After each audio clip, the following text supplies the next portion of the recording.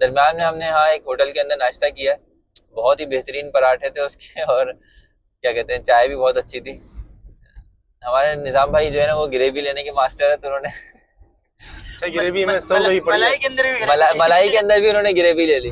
تو تقریباً 6 گھنٹے ہم لوگ شاید صبح 11:30 سے لے کے شام 5 بجے تک ہم بسوں کے نیچے لیٹے رہے، کیونکہ کوئی چھاؤں نہیں تھی، سخت ترین گرمی تھی، کوئی جو ہے کیا کہتے ہیں درخت نہیں تھا، کوئی سائے کی جگہ نہیں تھی سوائے اس کے کہ آپ اپنی بس کے نیچے ہی لیٹ جائیں۔ مسئلہ صرف یہ نہیں ہے کہ ایک آدمی کے کرنے سے کچھ نہیں ہوتا، اصل تو یہ ہے کہ سارے مل کے کریں، اور پھر اسٹیبلشمنٹ بھی یہ چاہتی ہو۔ معاملات اگر اوپر ہی اوپر طے کر لیے جائیں اور فیصلے کر لیے جائیں دوسرے فریق کو بٹھائے بغیر، جیسے کہ ابھی آپ نے دیکھا ہوگا کہ ٹرمپ نے بیان دیا کہ معدنی ذخائر کے اوپر جو ہے مائننگ ہوگی، اور پاکستان سے ہمارے مذاکرات ہو گئے، ڈیل ہو گئے۔ پھر اس کے اوپر مولانا صاحب کا بیان آیا کہ ہمیں تو پتہ ہی نہیں تھا، اور یعنی کہ سوچیں بلوچستان کے لوگوں کو اور یہاں کی سیاسی جماعتوں کو ایک بات کا پتہ بھی نہیں ہے، اور دوسری طرف معاہدات بھی ہو چکے ہیں، ڈیلیں بھی ہو چکی ہیں، مذاکرات بھی ہو چکے ہیں، ساری چیزیں فائنلائز بھی ہو چکی ہیں۔ ٹرمپ بونگیاں بھی بہت مارتا ہے، تو وہ کوئی بھی چیز زبان سے نکالنا اس کے لیے مسئلہ نہیں ہے۔ تو خیر ہے، اس نے فائر جس طرح زبان سے لوگ بندوقوں سے کرتے ہیں، ٹرمپ زبان سے بھی کر دیتا ہے۔ ٹرمپ صاحب میمن ہے۔ ٹرمپ صاحب جو نہیں بھائی، یہ پتہ نہیں کون سے قبیلے کا آدمی ہے، امریکہ میں بھی ایسی مخلوق نادر ہی ہے۔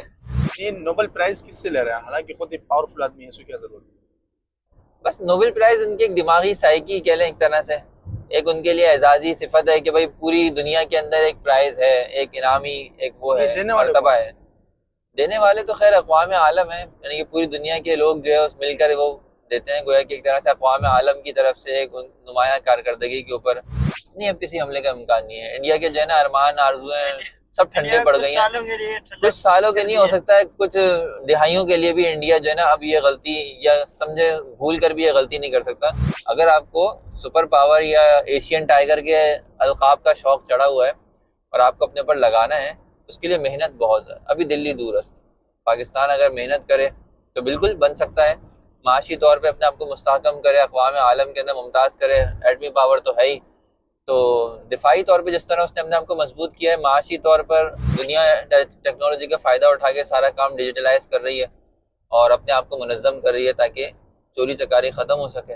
گورنمنٹ اگر اس طرح کے اقدامات کرے گی تو وہ بھی کامیاب ہوگی، بالکل ہوگی۔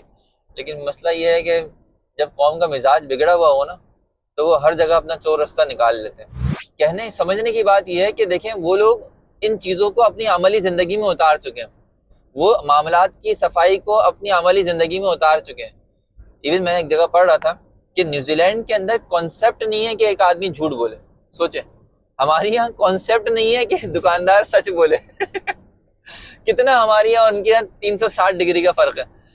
السلام علیکم ورحمۃ اللہ وبرکاتہ۔ سامعین کرام، الحمدللہ ایک نئے سفر کے ساتھ ہم پھر آپ کی خدمت میں حاضر ہیں، اور الحمدللہ آج ہمارا کوئٹہ کی طرف کا سفر ہے۔ ماشاءاللہ صبح سے موسم بہت ہی پیارا ہے، خوبصورت ہے، ہلکی ہلکی بارشیں بھی چلتی رہی ہیں۔ انشاءاللہ ہم آپ کو روڈ ویو بھی دکھاتے رہیں گے۔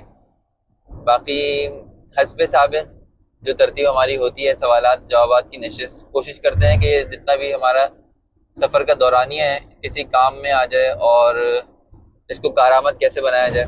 مختلف موضوعات پہ ہمارے الحمدللہ اس میں باتیں ہوتی رہتی ہیں، اور آج بھی ہمارے کچھ موضوعات ہیں ہمارے ذہن میں، انشاءاللہ ہم ان سے بات کریں گے۔ سفر میں ہمارا کوئٹہ جو ہم جا رہے ہیں، دعوت میں جا رہے ہیں، ایک مدرسے کی طرف سے جو ہے وہ دعوت ہے، اور کچھ احباب کا تقاضا بھی ہے وہاں پہ بہت زیادہ ملاقات کا۔ تقریباً 6 مہینے 8 مہینے سے جو ہے وہ ارادہ تھا جانے کا، ہر دفعہ کچھ نہ کچھ مسئلے مسائل پیش آتے تھے، رہ جاتا تھا۔ اس دفعہ ہم نے سوچا کہ اب ہمت کر کے چلے ہی جائیں۔ آج کل بہت مشہور کیا ہوا ہے بلوچستان کا سفر انتہائی خطرناک ہے، کوئٹہ کی طرف نہ جائیں، اور الحمدللہ ہم نکلے ہوئے، اللہ کا شکر ہے۔ جو ہائی ویز ہیں بالکل مطمئن ہیں اور پرامن ہیں، کہیں بھی کسی قسم کی کوئی جو ہے وہ روک ٹوک یا کسی قسم کا کوئی مسئلہ نہیں ہے یہاں پہ۔ اکثر میڈیا کے اوپر ہمارے جو ہے وہ یہ مغالطے اور اس طرح کی جو ہے وہ پروپیگنڈے چلتے رہتے ہیں کہ بلوچستان کی طرف سفر نہ کریں، آپ کے شناختی کارڈ دیکھ کر آپ کو مار دیں گے، جگہ جگہ آپ کو اتار رہے ہیں، روک رہے ہیں. ایسا کچھ بھی نہیں ہے. الحمدللہ بہت ہی پرامن اور بہت ہی جو ہے وہ پرلطف سفر ہے. روڈ تو تقریباً نیشنل ہائی وے جو کراچی سے بلوچستان کوئٹہ جاتا ہے بالکل کلیئر ہے. جن دنوں میں کوئی خاص احتجاج ہو، کوئی ریلی ہو یا کوئی خاص جو ہے وہ کوئی مسئلہ پیش آ جائے، ہو سکتا ہے ان دنوں میں تھوڑے وقت کے لیے اس کو بند بھی کر دیا جاتا ہو، لیکن فی الحال الحمدللہ حالات ایسے نہیں ہیں کہ یہ روڈ جو ہے وہ کوئی خراب ہو یا یہاں حالات خراب ہوں. دن میں بھی یہاں نارمل ٹریفک ہے اور رات میں بھی ٹریفک تقریباً نارمل ہی ہے.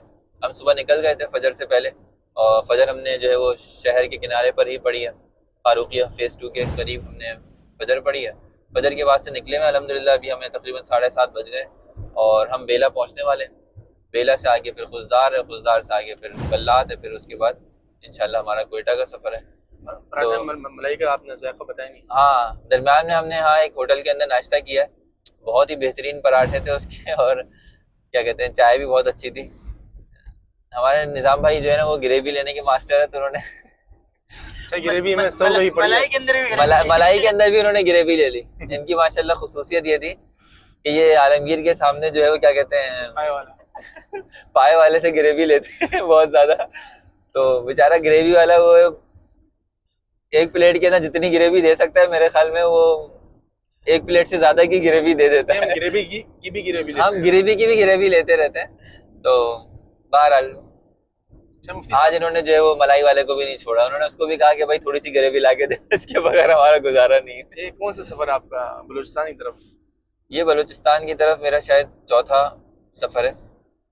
اچھا، آپ پہلے سفر کی کوئی وہ سناتے کارگزاری آپ؟ ہاں پہلے سفر کی بہت دلچسپ سفر ہوا ہے.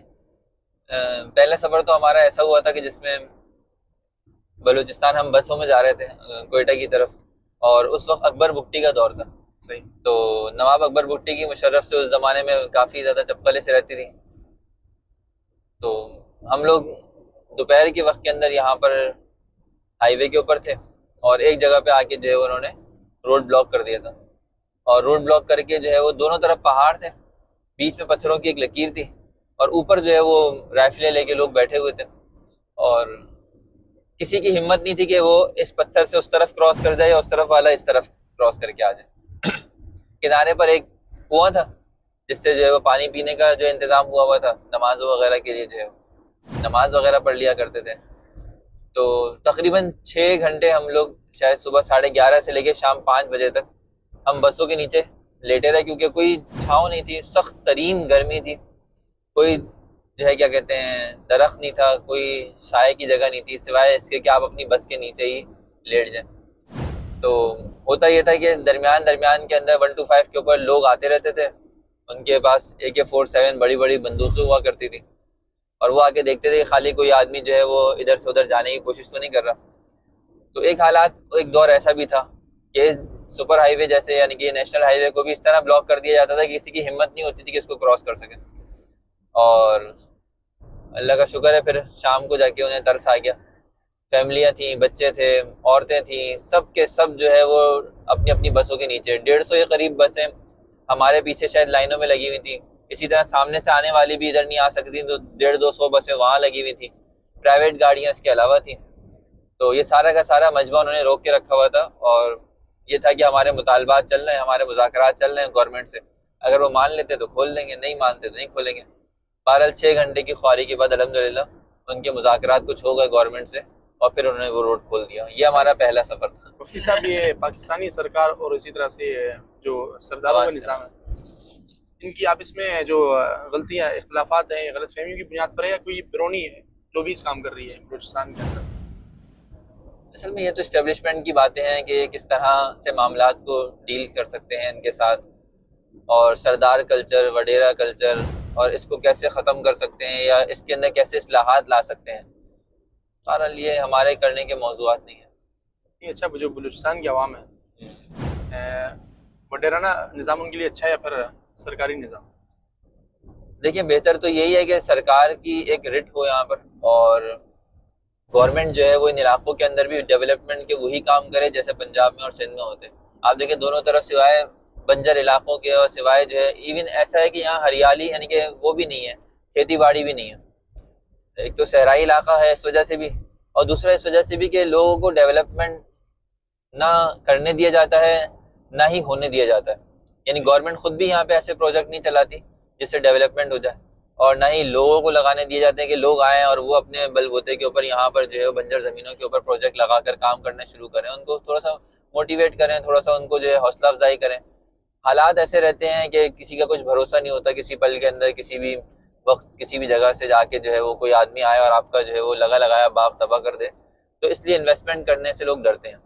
لیکن اب جو ہے حالات بدلتے جا رہے ہیں، کیونکہ آپ جانتے ہیں کہ بلوچستان سی پیک کا ایک بہت بڑا جو ہے وہ روٹ ہے، اور جب سی پیک یہاں پہ چلنا ہے تو لازمی سی بات ہے اس کے لیے بلوچستان کا اور سی پیک کے ملحقہ علاقوں کا ڈیولپ ہونا بھی ضروری ہے۔ سو بہتر یہ ہے کہ یہاں کے لوگوں کے اوپر بھی وسائل خرچ کر کے یہاں پر ڈیولپمنٹ کی جائے، سرداروں کو اس بات پر راضی کیا جائے کہ لوگوں کو ایجوکیٹ کریں، تعلیمی نظام سب سے زیادہ ضروری ہے، یہ ہمارا اصل موٹیو ہونا چاہیے کہ تعلیمی نظام جب تک نہیں آئے گا شعور نہیں آئے گا عوام الناس میں، جب تک عوام الناس میں شعور نہیں آئے گا غلامی اور ظلم اور بربریت کی جو داستانیں ہیں وہ کبھی ختم نہیں ہوں گی، تو سب سے زیادہ اس بات کی ضرورت ہے۔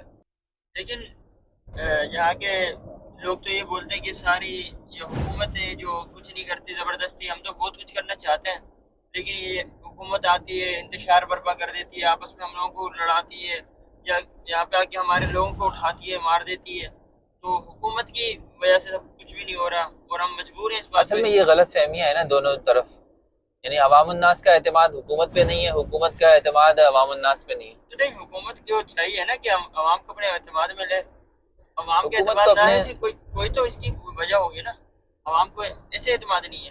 اصل میں باقی جگہوں کے عوام کو آپ تو جانتے ہیں اعتماد کہ یہ وہ علاقے ہیں جہاں پر بہت زیادہ مقدار کے اندر را کی اور موساد کی اور دوسری انٹیلیجنس کی جو ہے یہاں پہ کھپت ہے، ایک طرح سے ان کا ورک ہوا ہے، اور یہاں بڑے پیمانے پر عوام الناس کے اندر میڈیا کے ذریعے سے ان کی ذہنی طور پہ ان کی کیا کہتے ہیں اس طرح ان کی نشو و نما کی جاتی ہے کہ ان کو گورنمنٹ کے اینٹی گورنمنٹ ہی بنایا جاتا ہے، تو لوگوں کو ایسی ظلم و ستم کی ویڈیوز، پرانی ویڈیوز اٹھا کے دکھائی جاتی ہیں، مسنگ پرسنس کا معاملہ ہے اس کو اتنا ہائی لائٹ کر کے دکھایا جاتا ہے، اور بھی اس طرح کے کچھ ایسے واقعات جو گورنمنٹ کی طرف سے ہوتے ہیں ان کو اس طرح دکھایا جاتا ہے کہ جس سے عوام الناس سمجھتی ہے کہ یہ لوگ تو ہمارے دشمن ہیں، ہمارے جو ہے زمینوں پہ قبضہ کرنا چاہتے ہیں، ہمارے جو ہے وہ ذخائر ہیں، ہمارے جو معدنیات ہیں وہ یہاں سے نکالنا چاہتے ہیں، ہمیں اس سے کوئی حصہ نہیں دینا چاہتے ہیں۔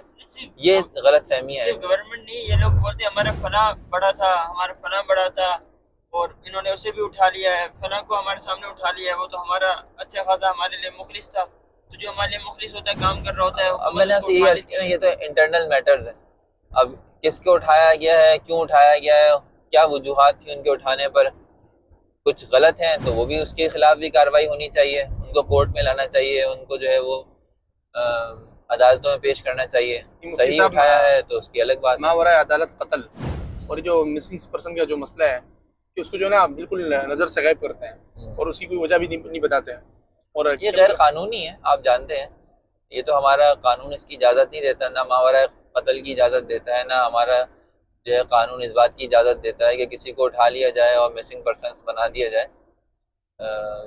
لازمی سی بات ہے جب معاملات ایف آئی آر کے اندر تھانے میں اور پھر دوسری جگہوں پہ آتے ہیں تو کورٹ آرڈر دیتی ہے کہ ان کو حاضر کیا جائے، اور گورنمنٹ کے آرڈرز کے تحت پھر یہ ایجنسیاں پابند ہوتی ہیں اس کو حاضر کرنے کی، اور وہ پھر کرتے بھی ہیں، ایسا نہیں ہے۔ ہاں یہ الگ بات ہے کہ بعض اوقات ہو سکتا ہے کہ کسی ایسے آدمی کو مسنگ پرسن میں ڈال کے اس کے خلاف گورنمنٹ یا کورٹ آرڈر دے رہی ہو جو پہلے ہی مر چکا ہو یا ہو ہی نہ، یا بھاگا ہوا ہو دوسرے علاقوں کے اندر، جیسے کہ بہت سارے لوگ ایران یا افغانستان کی طرف بھاگ جاتے ہیں اور لوگ سمجھتے رہتے ہیں کہ وہ مسنگ پرسنز ہیں، تو یہ ساری ایسی چیزیں ہیں کہ جو بلا تحقیق ہے، جن کے بارے میں کچھ کہنا ایسا ہے کہ ہوا اندھیرے میں تیر چلانے والی بات، اس لیے جو صاحب معاملہ ہیں وہی بات کر سکتے ہیں اس معاملے کے اندر۔ اچھا، آپ کس شخصیت کو زیادہ موضوع سمجھتے ہیں بلوچستان کے لیے؟ فضل الرحمان صاحب، مولانا فضل الرحمان صاحب کو تو ہم دیکھتے ہیں کہ وہ صبح شام اس کے لیے بہت زیادہ محنت کر رہے ہیں کہ کس طرح آپس میں ان کو ایک ساتھ بٹھایا جائے اور صلح کرائی جائے اور یہ انتشار ختم ہو۔ مسئلہ صرف یہ نہیں ہے کہ ایک آدمی کے کرنے سے کچھ نہیں ہوتا، اصل تو یہ ہے کہ سارے مل کے کریں، اور پھر اسٹیبلشمنٹ بھی یہ چاہتی ہو، معاملات اگر اوپر ہی اوپر طے کر لیے جائیں اور فیصلے کر لیے جائیں دوسرے فریق کو بٹھائے بغیر. جیسے کہ ابھی آپ نے دیکھا ہوگا کہ ٹرمپ نے بیان دیا کہ معدنی ذخائر کے اوپر جو ہے وہ مائننگ ہوگی اور پاکستان سے ہمارے مذاکرات ہو گئے، ڈیل ہو گئے. پھر اس کے اوپر مولانا صاحب کا بیان آیا کہ ہمیں تو پتہ ہی نہیں تھا. اور یعنی کہ سوچیں بلوچستان کے لوگوں کو اور یہاں کی سیاسی جماعتوں کو ایک بات کا پتہ بھی نہیں ہے، اور دوسری طرف معاہدات بھی ہو چکے ہیں، ڈیلیں بھی ہو چکی ہیں، مذاکرات بھی ہو چکے ہیں، ساری چیزیں فائنلائز بھی ہو چکی ہیں. تو جب تک عوامی سطح کے اوپر یہ عوامی رہنماؤں کو سامنے لا کر معاملات کو طے نہیں کیا جائے گا تب تک معاملات خراب ہی رہیں گے. تو اس کے اندر بہرحال اعتدال کی ضرورت ہے. اچھا، ٹرمپ نے تو ایک یہ بات بھی بولی ہے کہ ان قریب ایسا ٹائم آنے والا ہے پاکستان انڈیا کو تیل دے رہا ہوگا. ٹرمپ بونگیاں بھی بہت مارتا ہے تو وہ کوئی بھی چیز زبان سے نکالنا اس کے لیے مسئلہ نہیں ہے. تو خیر ہے، اس نے فائر جس طرح زبان سے لوگ بندوقوں سے کرتے ہیں، ٹرمپ زبان سے بھی کر دیتا ہے. تو اب اس کے ان فائروں سے کوئی متاثر ہوتا نہیں ہے کیونکہ سب کو پتہ ہے کہ اس کو زیادہ بولنے کی عادت ہے.